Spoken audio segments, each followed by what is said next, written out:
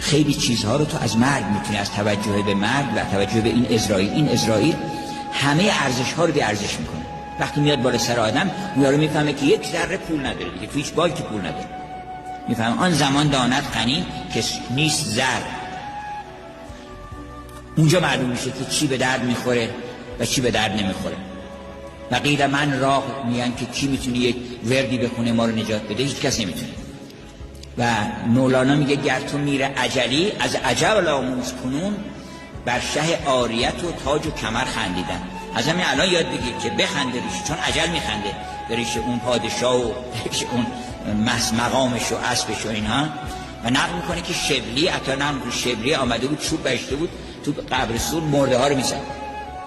گفتن مرده ها رو برچی میزد؟ گفت اینها این ناجنس ها اینا همشون دروغگو بودن. این یکی میگه من رئیس فلانجا هستم، اون یکی میگه من ستاد فلانجا در اختیار منه، اون یکی میگفتش که من ثروتمند بزرگترین چیز فلان چیز هستم، اون گفت من باغ و ملک و اینا همشون دروغگو بودن من میزنم.